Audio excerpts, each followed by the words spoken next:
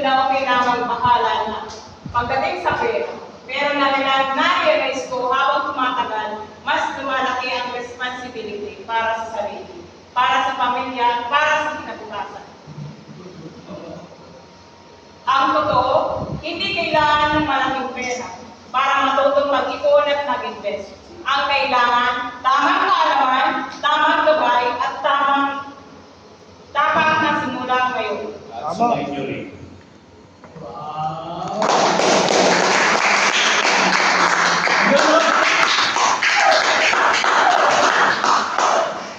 Ayun nyo ako, boy.